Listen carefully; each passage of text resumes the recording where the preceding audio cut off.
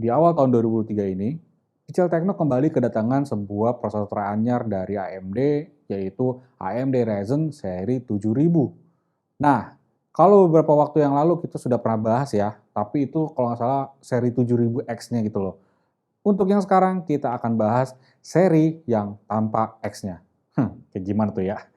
Dengan saya Jalox, kita akan mulai videonya.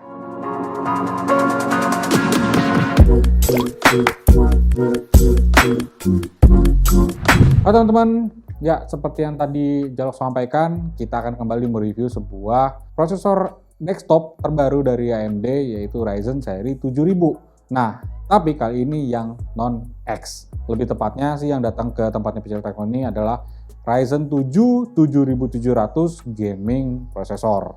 Dan untuk menguji kinerja dari prosesor ini sendiri, kita akan gunakan testbed yang terdiri dari prosesor itu sendiri, yaitu Ryzen 7 7700 gaming processor, motherboard ROG Crosshair X67E Extreme, CPU cooler generik dari AMD yang dilengkapi dengan fan dan heatsink, RAM 2x16GB DDR5 Tim T-Force Delta dengan setting dual channel 6,4 GHz, SSD NVMe X BG Spectrix 540G dengan kapasitas 1TB, GPU AMD Radeon RX 7900 XTX dengan dedicated memory 24GB GDDR6, dan monitor Acer Nitro XV 242Y gaming monitor sebagai penampil gambarnya.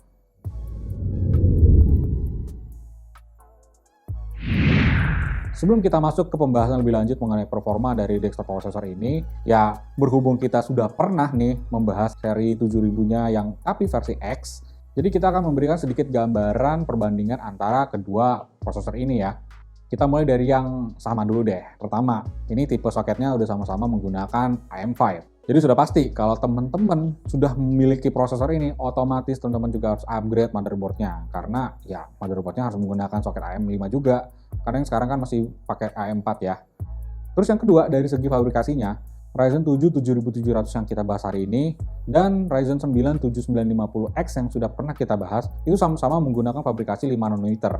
Nah, imbasnya penggunaan daya listriknya jadi lebih kecil tapi meningkatkan efisiensi data impuls antar core-nya nih. Karena dia makin kecil makin rapat, jadi dia nggak ada social distancing gitu. Alah, social distancing masih zaman bro. Kemudian yang selanjutnya, kedua prosesor ini juga sudah menggunakan teknologi dari AMD Zen 4 dan sudah memiliki integrated GPU AMD Radeon 7000. Nah, kira-kira itu aja dulu deh ya persamaannya ya. Nah, kalau tadi udah persamaannya, sekarang perbedaannya. Yang pertama yang paling jelas ya, yang sekarang Ryzen 7, yang kemarin Ryzen 9. Ya iyalah, jelas banget ya. Terus dari konsumsi dayanya, Ryzen 9 7950X itu memiliki TDP sebesar 170 Watt, sementara Ryzen 7 7700 ini memiliki TDP yang lebih kecil, yaitu sekitar 65 Watt. Kemudian untuk jumlah core dan thread-nya juga berbeda ya. Ryzen 9 7950X yang kemarin memiliki 16 core dan 32 thread, sedangkan Ryzen 7 7700 yang kita bahas kali ini hanya memiliki 8 core dan 16 thread. Sementara untuk turbo boost-nya juga memiliki perbedaan antara kedua prosesor ini. Ryzen 9 7950X bisa mencapai hingga 5,8 GHz dengan base frekuensinya ada di 4,5 GHz. Sedangkan Ryzen 7 7700 yang kita bahas hari ini, boost max-nya hanya mencapai 5,4 GHz dengan base frekuensi 3,8 GHz. Ya, itu aja dulu kali ya. Nah, sekarang kita akan bahas ke bagian performanya. Let's go.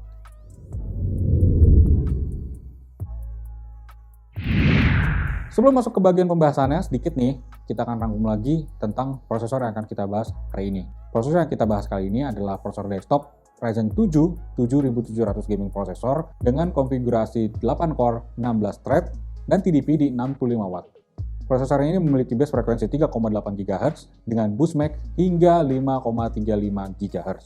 Dan seperti biasa, kita akan tes dan kita akan benchmark CPU ini untuk menguji sejauh mana kemampuan dari prosesor ini. Tapi tentunya pengecekan yang akan kita lakukan ini hanya untuk menguji kemampuan dari prosesor itu sendiri. Jadi selain menggunakan benchmark tool yang biasa teman-teman lihat tuh kalau misalnya kita lagi ngetes laptop ya, kita juga akan menggunakan tool tambahan yang benar-benar akan menguras tenaga dari prosesor ini supaya kita bisa tahu limitnya prosesor ini sampai semana.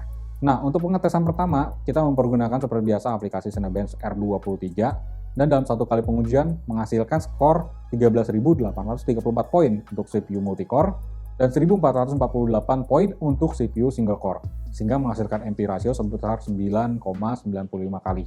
Dan untuk Cinebench R20 dalam 3 kali pengujian, prosesor ini mendapatkan skor rata-rata di 7.259 poin. Ini dia perbandingan dengan laptop dan PC yang sudah pernah kita review.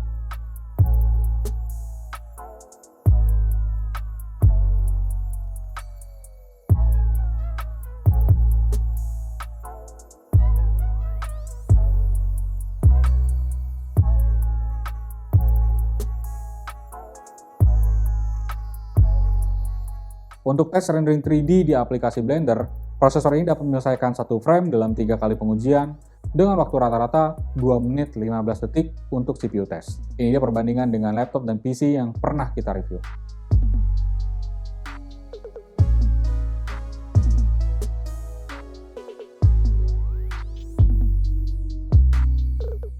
Untuk tes rendering video menggunakan Adobe Premiere dan menggunakan Pixel Premiere Benchmark, dan CPU ini berhasil merender project 15 klip 4K dengan format H264 dan preset High Quality 4K dalam waktu 3 menit 31 detik. Ini dia perbandingan dengan laptop dan PC yang pernah kita review.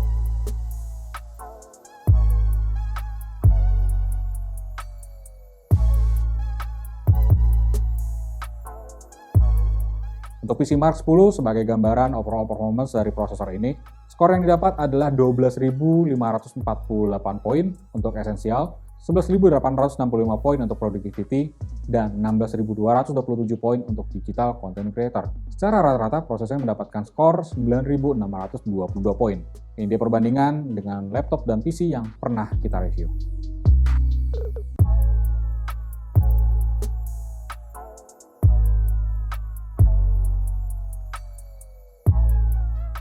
Di bagian grafis, seperti yang sudah Jalox mention di awal tadi, walaupun prosesornya sudah dilengkapi dengan integrated GPU, tapi testbed juga dilengkapi dengan dedicated GPU, yaitu AMD Radeon RX 7900 XTX dengan dedicated memory sebesar 24 GB dan TGP sebesar 355 Watt. Kita lengkap mengenai si GPU ini nanti akan kita bahas di video lain ya teman-teman, jadi biar kita bisa jor-joran lagi ngetes GPU-nya. Jadi tungguin aja videonya di channel nih, pantengin terus. Lalu untuk melihat performance GPU-nya, kita akan jalankan 3D Mark Time Spy, dan GPU ini mendapatkan graphics score sebesar 29.762 poin, dan CPU score sebesar 12.558 poin, sehingga secara rata mendapatkan skor 24.688 poin. Berikut ini merupakan perbandingan dengan laptop dan PC yang pernah kita review.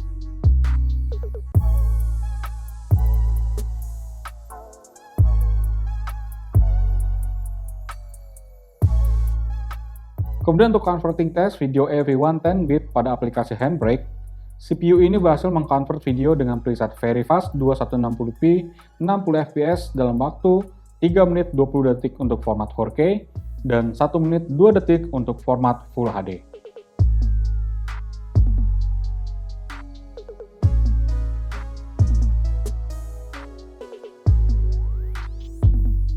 Selanjutnya, untuk 7-zip built-in benchmark dengan dictionary size sebesar 32 MB dapat diselesaikan dengan transfer rate sebesar 91.508 kilobit per second atau setara dengan 87,23 Mbps per second untuk compressing dan 1.463.902 kilobit per second atau setara dengan 1.395,52 Mbps per second untuk decompressing.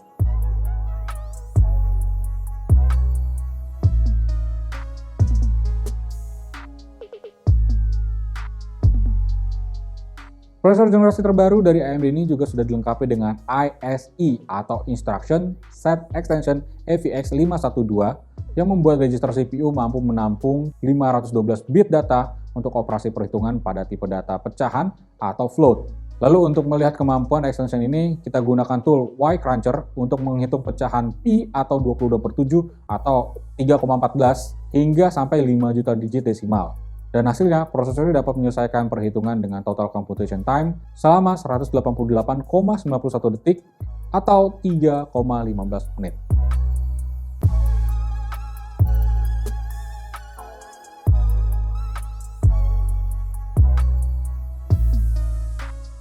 Next, untuk benchmark spek Workstation 3.1.0 sebagai gambaran professional productivity, prosesor ini mendapatkan skor sebesar 3,3 poin untuk media and entertainment, 313 untuk product development, dan 3,5 untuk life science.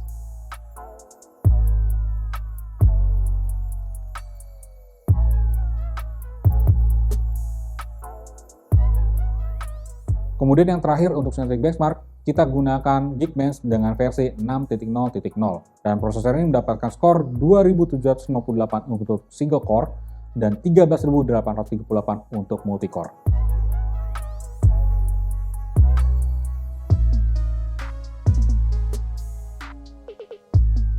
Selanjutnya, seperti biasa, kita akan lanjutkan dengan melakukan beberapa tes menggunakan gaming untuk menguji kinerja prosesor ini. Dan karena yang kita tes sekarang lebih ke kinerja prosesornya, untuk itu kita hanya menggunakan display dengan resolusi Full HD, tapi tetap memakai setting tertinggi pada masing-masing gamenya. Yang pertama GTA 5 dengan resolusi 1920 x 1080 atau Full HD, average frame rate di 175,8 dengan maksimum di 188,3 dan minimum 4,6 fps. Untuk CSGO dengan resolusi Full HD dan setting high, average frame rate di 328,2 dengan maksimum 400,1 dan minimum 162,8 fps. Untuk Dota 2 dengan resolusi Full HD dan setting best looking, average frame rate di 321,6 dengan maksimum 377,4 dan minimum 259,6 fps. Untuk FIFA 22 dengan resolusi Full HD dan setting ultra, average frame rate di 494,8 dengan maksimum 578,2 dan minimum 20,5 fps. Untuk NFS dengan resolusi Full HD dan setting ultra, average frame rate di 186,5 dengan maksimum 332,4 dan minimum 132,7 fps. Untuk The Sims 4 dengan resolusi Full HD dan setting ultra, average frame rate di 177,5 dengan maksimum 189,4 dan minimum 38,7 fps. Dan game terakhir yaitu Genshin Impact dengan resolusi Full HD dan setting high, average frame rate di 338,1 dengan maksimum 373,9 dan minimum 209,4 fps. Pengetesan kita nggak hanya sampai di situ aja. Kita coba geber lagi kinerja dari prosesor ini dengan menggunakan stress test pada aplikasi AIDA 64. Tapi sebelumnya kita lihat dulu kinerjanya kalau dalam keadaan kondisi normal. Terus juga untuk menjaga agar prosesor ini tetap adem ya. Seperti yang tadi di awal Jalok sudah ngomong, prosesor ini hanya menggunakan cooling system generik bawaan dari prosesor itu sendiri. Jadi heatsinknya juga bawaan dari prosesornya, kipasnya juga bawaan dari prosesornya. Jadi bawaan semuanya deh, Jalok pasangin situ. Jadi ya udah dari DD juga. Tapi biar lebih adem lagi, Jalok taruh testbednya ini di ruangan ber-AC dengan suhu ruangan kira-kira 20-22 derajat Celcius. Nah, dalam keadaan idle, prosesor ini berada di range CPU sekitar 0,7%, temperatur di 56,5 derajat Celcius, power di 25,3 watt, dan frekuensi prosesor berada di 4,5 GHz, yang sesekali spike hingga ke 5,3 GHz. Kemudian saat kita stress test menggunakan aplikasi AIDA 4, frekuensi prosesornya langsung lompat ke 5 GHz.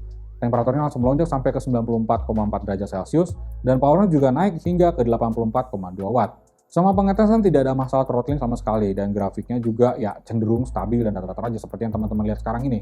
Frekuensi suhu, power, itu semuanya datar-datar aja.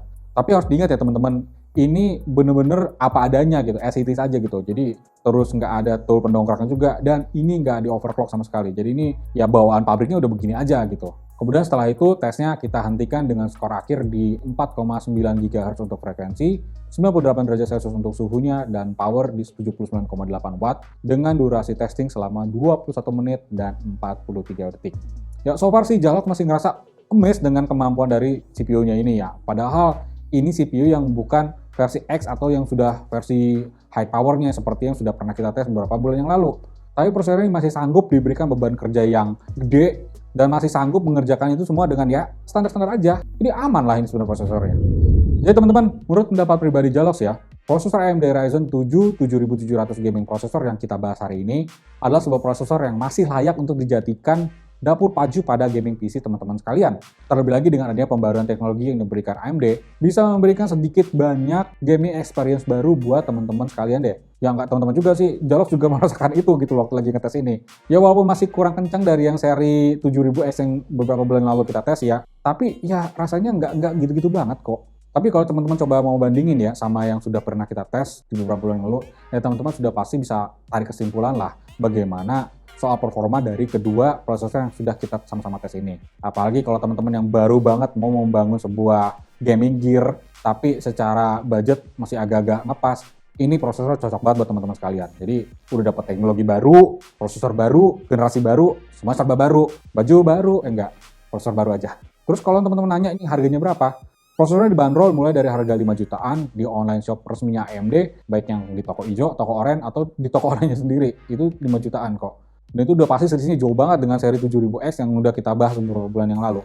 Dan buat teman-teman yang berminat dengan produk ini, bisa cek link yang sudah kita siapkan di deskripsi. Dan jangan lupa juga untuk like dan share video ini, plus kunjungi juga sosial media kita seperti Facebook, Twitter, TikTok, Hello, dan website kita yaitu pichelmediagroup.com. Oh ya, teman-teman juga bisa kunjungi YouTube channel kita yang membahas soal game, yaitu Pichel Main Game, atau channel satu lagi yang meliput cerita di belakang layar dari Pichel, yaitu PMG Fans. Jadi itu dia teman-teman video dari kita kali ini. Terima kasih sudah menonton, dan kita akan ketemu di video selanjutnya. Bye. Bye.